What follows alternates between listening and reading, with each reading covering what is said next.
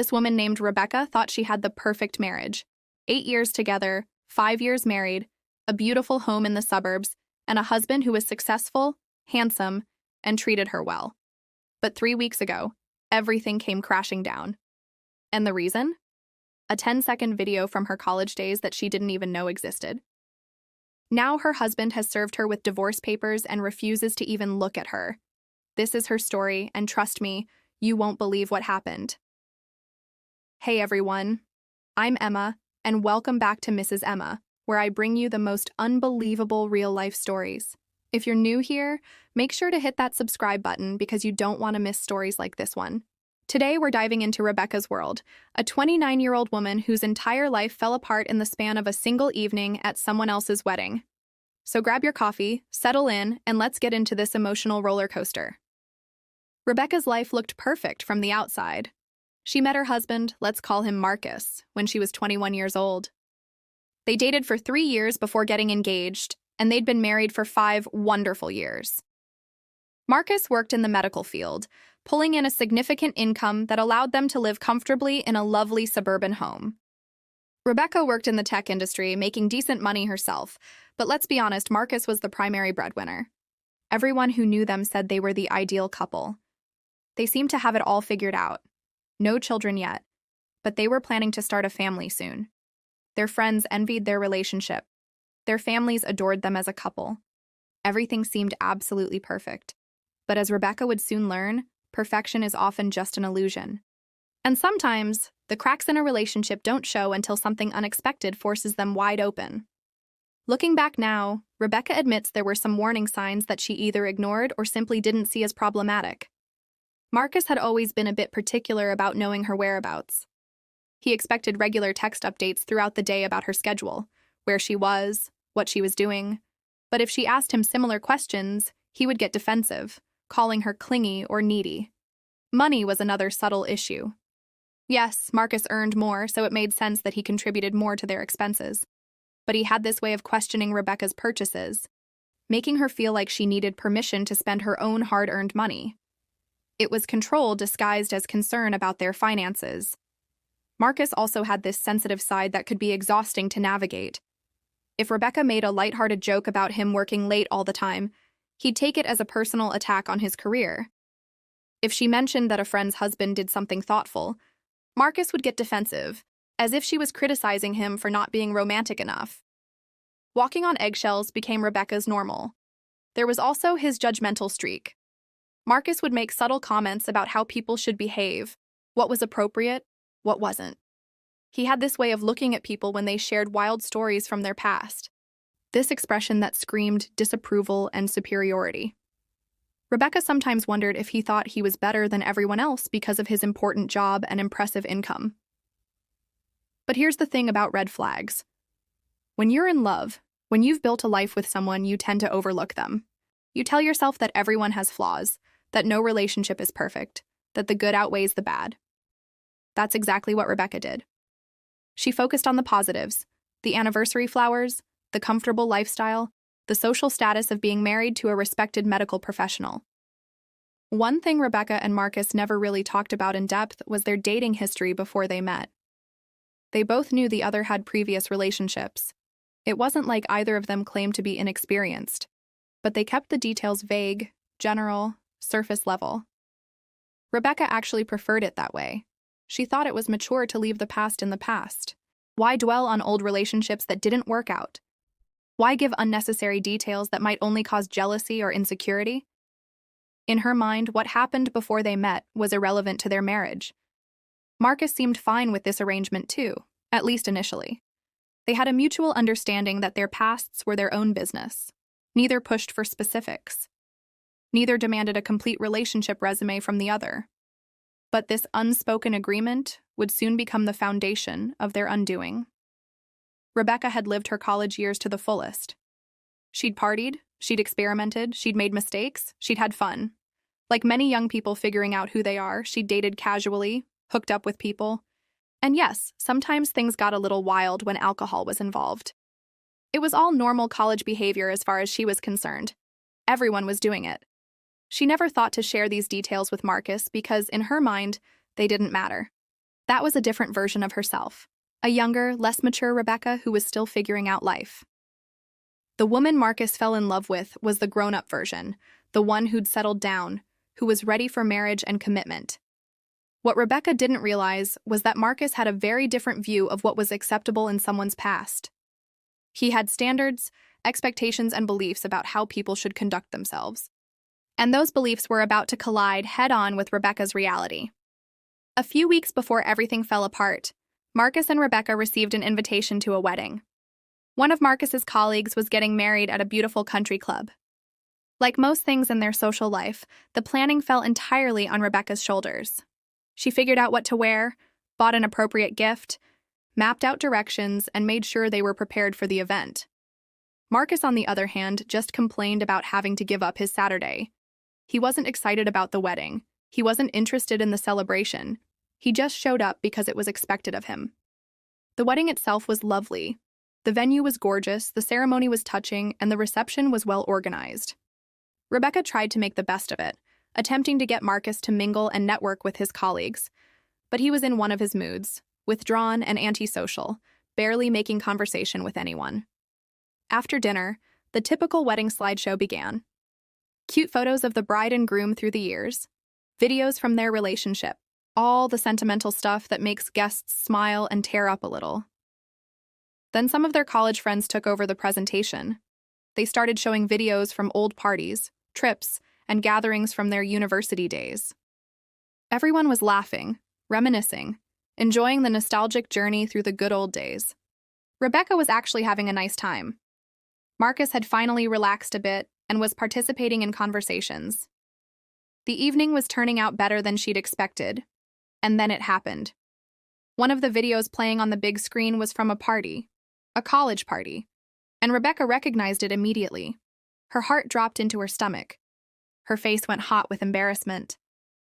Because there she was, projected for everyone to see, clearly intoxicated, making out with two different guys from her dorm. It was just a few seconds of footage, maybe 10 seconds total. But it felt like an eternity. Time seemed to slow down as Rebecca watched her younger self on that screen, doing something she'd completely forgotten about until that very moment. Her friends quickly realized what was happening and rushed to skip to the next video. But the damage was done. Everyone had seen it, including Marcus. Rebecca wanted to disappear. Not because she was ashamed of what she'd done, it was college. Everyone experimented, but because of how incredibly awkward and embarrassing it was to have her husband and a room full of his colleagues witness that moment. Marcus didn't say a single word. He just sat there, processing what he'd just seen. The rest of the night felt tense and uncomfortable, even though Rebecca tried desperately to act normal and laugh it off. The drive home was silent. When Rebecca attempted to make conversation about the wedding, Marcus gave short, clipped responses. She knew he was thinking about the video. She knew he was upset. But she hoped that given time, he'd get over the initial shock and they could move past it. She was wrong. When they got home, Rebecca could feel the weight of the unspoken tension between them. She was hoping they could just go to bed and pretend the whole thing never happened. But Marcus had other plans. As they were getting ready for bed, he brought it up. In that careful, measured way he had when he was trying not to start a fight, but clearly wanted answers. He asked her about the video. Rebecca tried to brush it off. She apologized that he had to see it that way, in front of everyone. She explained it was just stupid college behavior, nothing serious, nothing meaningful. She thought that would be enough. It wasn't. Marcus kept pushing. He wanted details. When did this happen? Who were those guys? Was this normal behavior for her back then? How many people had she been with? It felt like an interrogation. Rebecca felt defensive, attacked, judged. She didn't understand why he couldn't just accept that everyone has a past and move on. It wasn't like she'd cheated on him. This was years before they even met. So Rebecca started answering his questions, but not completely. Not honestly. She downplayed everything. She told him she'd had maybe 8 or 9 partners total when the real number was closer to 15 or 16. She left out the really casual hookups, the wildest nights, the details that she knew would hurt his feelings. In her mind, she was being kind. Why hurt him unnecessarily with information about things that didn't matter anymore? But Marcus could sense she wasn't being fully transparent. He kept asking more questions. Were any of these people still in her life? Had he ever met any of them? What about that specific night in the video? Rebecca told him she barely remembered that night because she'd been so drunk, which was partly true. She remembered some things, but not everything. Not enough to give him the detailed account he seemed to want. The conversation went on for hours. Rebecca cycled through every emotion: defensive, angry, sad, frustrated, panicked. She cried. She explained. She tried to make him understand that this was who she was before they met, and it had nothing to do with their relationship or her love for him. She even pointed out that he wasn't exactly inexperienced when they met. Why was he holding her to a different standard? But Marcus just kept getting quieter and more distant. She could feel him pulling away, and it terrified her. The next few days were absolute torture. Marcus completely shut down. He was cold, distant, barely speaking to her. He'd come home from work and immediately isolate himself in his office or find tasks that didn't involve her. When Rebecca tried to talk about what had happened, he'd say he needed time to think. Time to think about what? She hadn't confessed to an affair. She hadn't betrayed him. She'd just lived her life before meeting him. Rebecca's anxiety spiraled. She started checking his phone and computer, needing to know if he was talking to someone else about their problems, if he was getting advice from people who didn't understand the full situation. She found searches in his browser history about relationship, trust, and marriage counseling. Instead of feeling hopeful that he wanted to work on things, she felt even more upset. Why was he researching instead of talking to her? She tried everything to get through to him. She cooked his favorite meals. She tried to be affectionate. She suggested activities they could do together. Nothing worked. If anything, he seemed more determined to maintain distance. Rebecca started reaching out to friends and family, desperate for support. She told her sister and close friends about what was happening, about how Marcus was overreacting to something from years ago. They all agreed he was being unreasonable. But when Marcus found out she was discussing their private issues with other people, he became even more angry. He accused her of violating his privacy and trying to turn people against him. Rebecca defended herself. She needed support. If he would actually communicate with her instead of shutting her out, she wouldn't need to seek advice elsewhere. She started posting couple photos on social media, trying to maintain the appearance that everything was fine.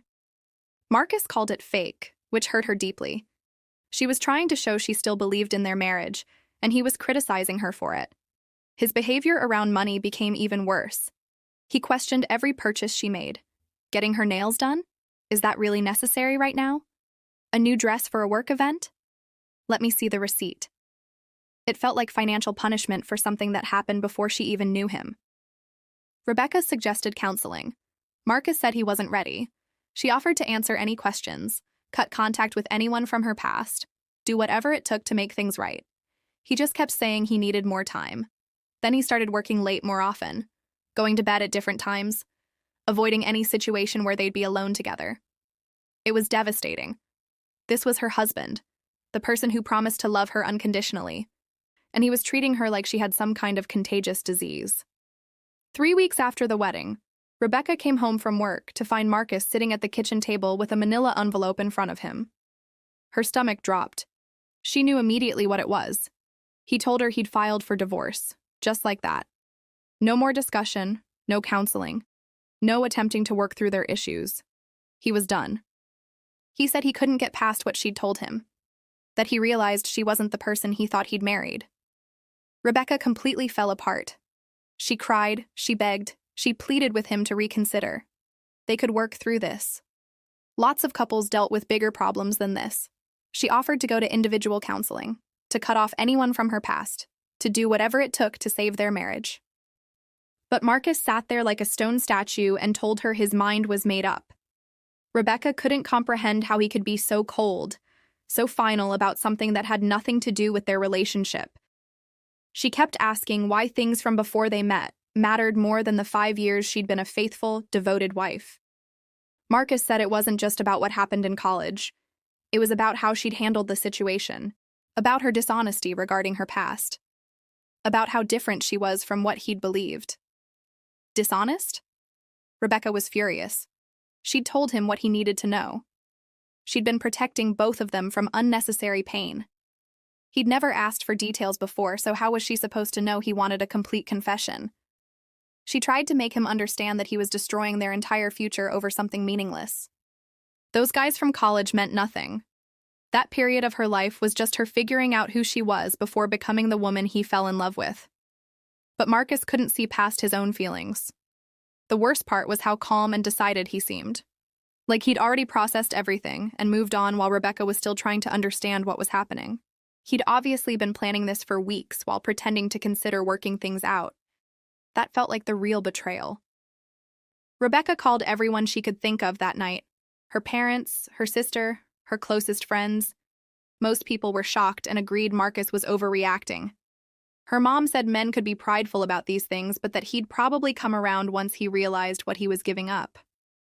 But some people, including her dad, said they could understand why Marcus was upset. That made Rebecca furious. They were judging her based on one video and some stories without considering everything else about who she was and what kind of wife she'd been. She started texting and calling Marcus constantly, trying to get him to change his mind. She sent long messages about how sorry she was, how much she loved him, reminding him of their good times and future plans. He barely responded. When he did, it was just to ask her to give him space. Space? They were married. You don't get space from your wife when she's fighting to save your marriage. But Marcus had already emotionally checked out. He was just going through the motions until he could officially be done with her. Rebecca even started showing up at his workplace, trying to talk to him. That made him angrier. He said she was embarrassing him in front of his colleagues and threatened to get a restraining order if she didn't stop. A restraining order, against his own wife, for trying to save their marriage. That's when Rebecca realized he was completely serious. He wasn't going to change his mind. The divorce process was horrible. Marcus had already talked to a lawyer and had everything planned out. He thought it would be straightforward since they didn't have kids and had been married less than 10 years. But Rebecca wasn't going to just let him take everything they'd built together. She got her own lawyer and started fighting for assets. Yes, Marcus made more money, but Rebecca had contributed to their life together in other ways. She'd managed their household, planned their social events, supported his career by being the perfect spouse. That had to be worth something. The house was the biggest issue. It was in both their names, but Marcus had put down most of the down payment with money he'd saved before they got married. Rebecca's lawyer said she was still entitled to half the equity they'd built during the marriage. Marcus's lawyer disagreed. Rebecca also wanted spousal support. She'd adjusted her career choices around his schedule and location. She could have made different decisions if she'd known he was going to abandon her over something so trivial. Marcus fought that too, saying she was perfectly capable of supporting herself. Meanwhile, he seemed to be doing just fine. He'd moved into some temporary furnished apartment and was acting like the divorce was just a minor inconvenience. Rebecca heard through mutual friends that he seemed happy, relieved even.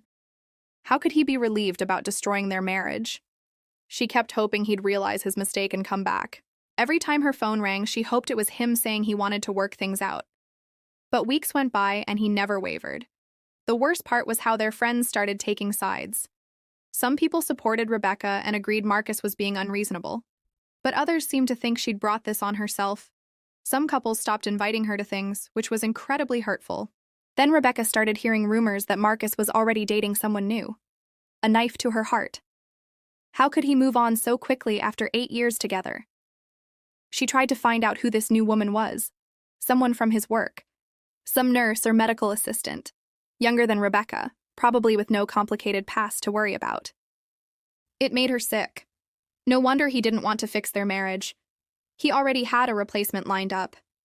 When Rebecca confronted him about it, he said his personal life wasn't her business anymore. Not her business. She was still his wife, even if they were separated. But Marcus had completely moved on. He was treating her like some stranger he used to know. The divorce was finalized 6 months after that wedding. Rebecca's life was completely destroyed. She had to move into a small apartment because she couldn't afford the house payments on her own.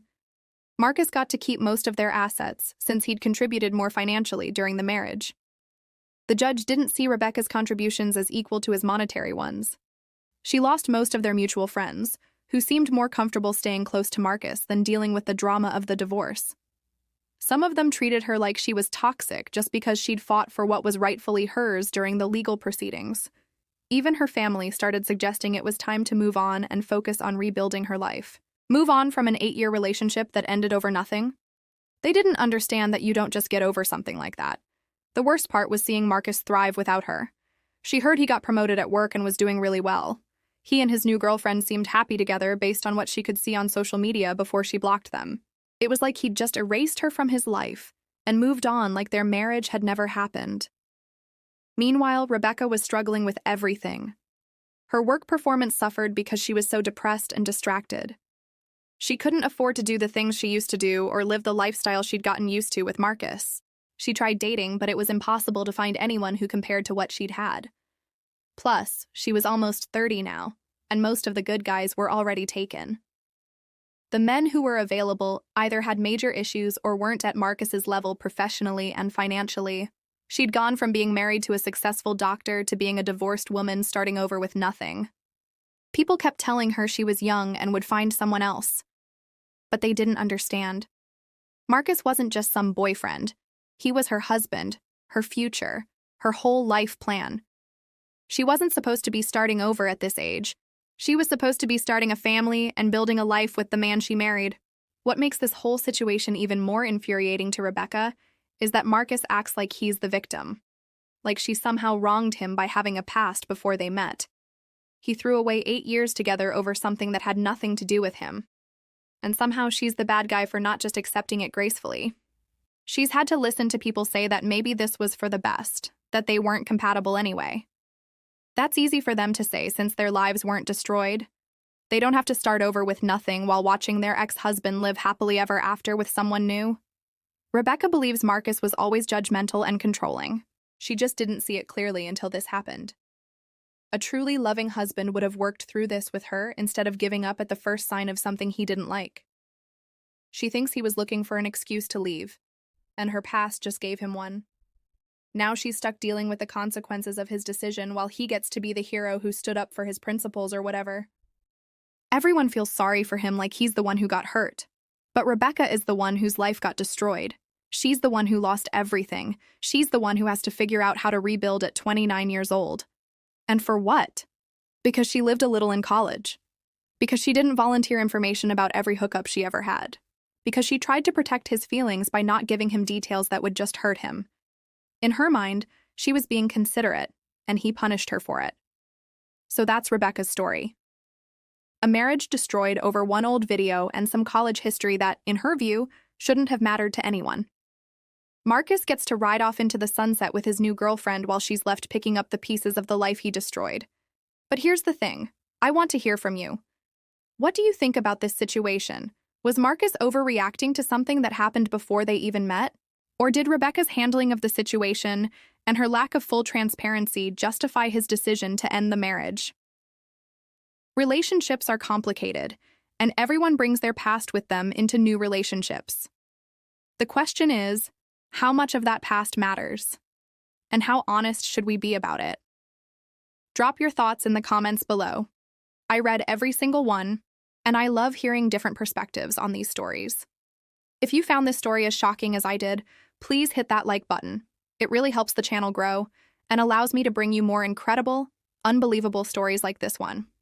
Share this video with a friend who loves dramatic real-life stories. Trust me, they'll want to hear this one.